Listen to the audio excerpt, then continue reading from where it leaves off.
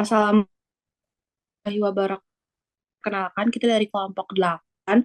Di sini kami akan menjelaskan tentang apa itu tips dan penanganan panennya. Sebelumnya kita akan memperkenalkan diri terlebih dahulu. Boleh dilanjut? Oke, sebelumnya perkenalkan nama saya Ajeng Asabila Firdaus dari NPM 15. Perkenalkan semuanya, nama saya Rehana Widini Hashim dengan NPM 28.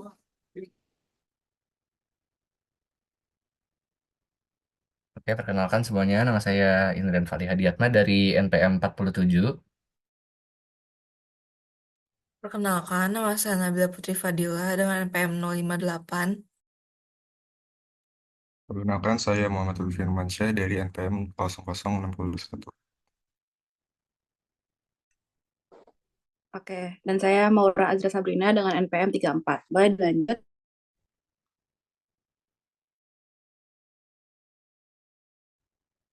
Jadi di sini kita akan menjelaskan definisi dari acid grapes.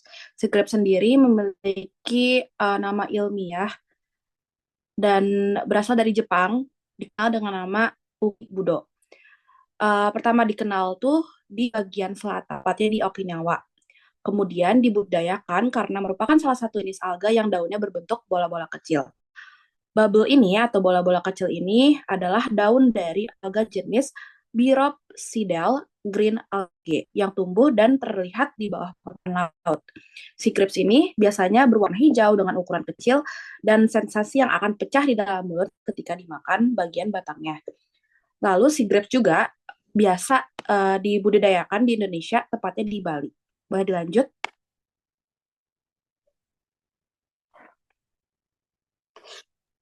Oke, selanjutnya ada manfaat sea grapes atau anggur laut. Yang pertama itu, sea grapes ini kaya akan nutrisi. Dia itu mengandung vitamin, mineral, dan serat yang baik untuk tubuh. Yang kedua, meningkatkan pencernaan. Jadi serat dari anggur laut ini membantu melancarkan sistem pencernaan. Yang ketiga, menjaga kesehatan kulit. Jadi di seed grape ini itu mengandung antioksidan, melawan radikal bebas, menjaga kulit tetap sehat. Yang keempat, mendukung kesehatan jantung. Kandungannya ada mineral baik untuk kesehatan jantung. Yang kelima, meningkatkan sistem kekebalan tubuh. Nutrisi esensial membantu memperkuat imunitas tubuh.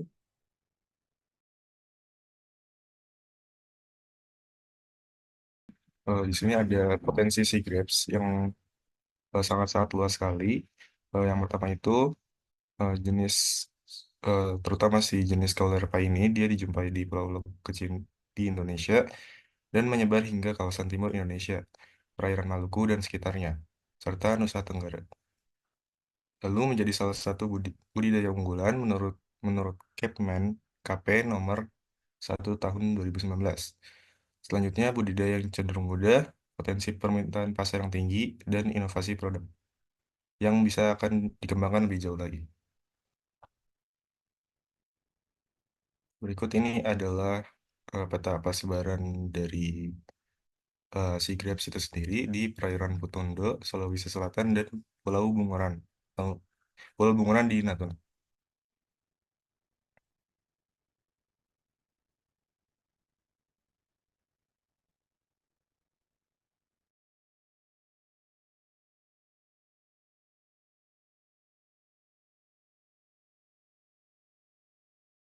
Oke, selanjutnya ada nutrisi. Nutrisi yang terkandung di dalam 100 gram sea grapes ini ada beberapa nutrisi yang tertera. Contohnya sodium, potasium, kalsium, magnesium, dan fosfor. Begitu juga dengan nutrisi lainnya. Boleh di next.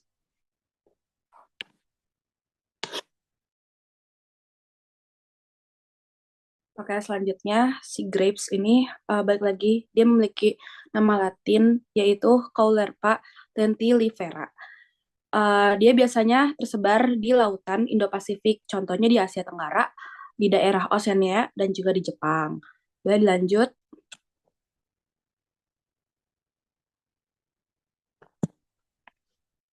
Oke, selanjutnya di sini ada unit struktural dari si grape. Yang pertama itu ada frond. Jadi frond itu merupakan bagian tegak yang menyerupai ranting dan frond ini berfungsi sebagai lokasi utama fotosintesis si grape. Frond ini terdiri dari banyak vesikel berbentuk bulat yang menyimpan air dan nutrisi. Ujung frond atau yang dinamakan frond tip biasanya memiliki vesikel yang lebih muda dan lebih kecil, sementara bagian dasar frondnya atau yang dinamakan frond base lebih tebal dan terhubung langsung dengan stolon. Lalu ada yang kedua ada stolon. Stolon itu merupakan bagian horizontal dari si grapes yang berperan sebagai fondasi bagi frond. Stolon ini berfungsi untuk penyebaran vegetatif. Stolon ini tuh menyebar di substrat dasar laut dan memungkinkan tumbuhnya frond baru. Stolon ini tuh penting dalam mendukung pertumbuhan lateral tanaman serta dalam menyerap nutrisi dari lingkungan sekitarnya.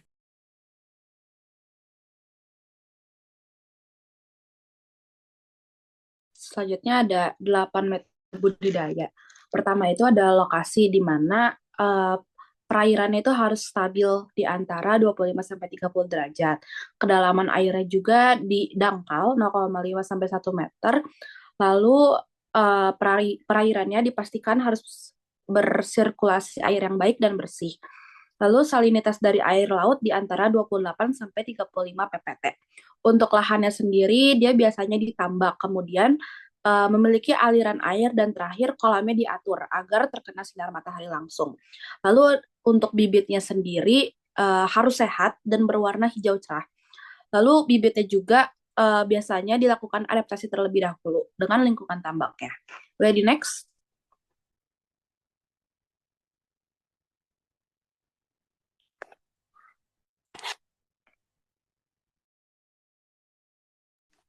Oke, lalu ada penanaman di mana bibitnya disebar di dasar kolam atau tambak dengan jarak 10-15 cm.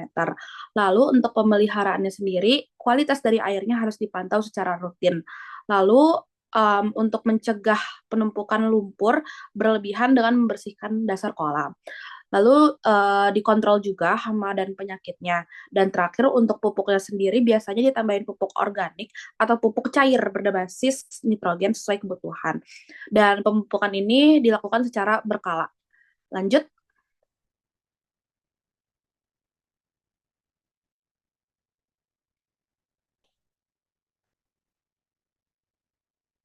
Setelah dilakukan penanaman dan uh, penjagaan atau budidaya, dilakukan panen yang dilakukan setelah 30-45 hari penanaman. Panennya sendiri menggunakan alat yang tidak merusak struktur tanaman. Lalu dilakukan dengan memotong bagian atas si grapes-nya. Untuk pasca panennya sendiri dibersihkan dari air laut dan disimpan di tempat dingin atau langsung untuk menjaga kesegaran. Lanjut.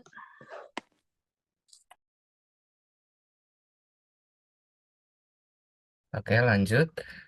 Untuk proses pasca panennya sendiri, seperti yang tadi sudah dibilang, pemanenan dilakukan pada usia 30-45 hari dengan ciri buluran hijau sudah terlihat segar dan tidak mudah pecah.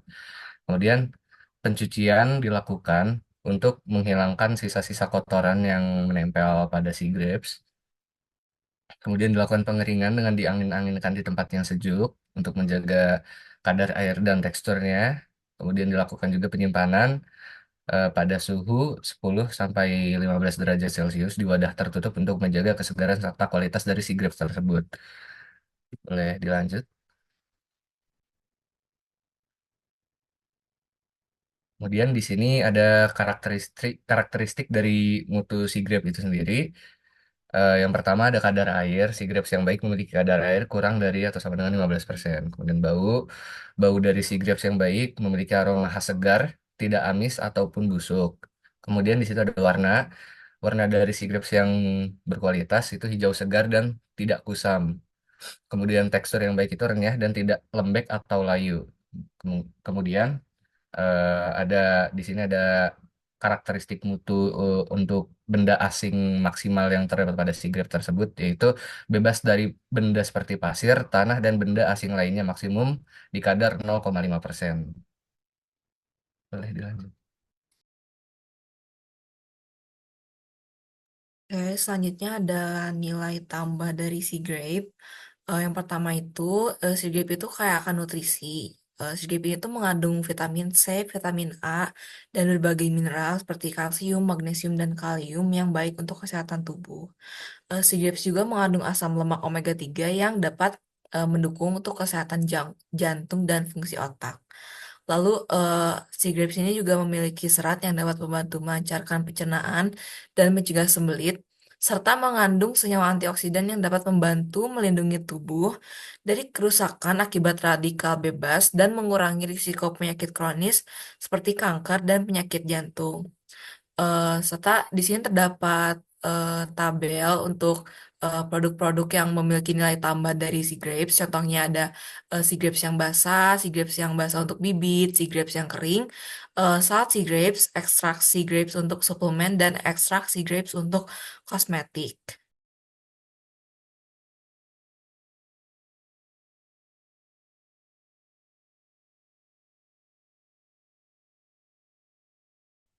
Oke, mungkin cukup sekian pemaparan mengenai sea grapes dari kelompok kami.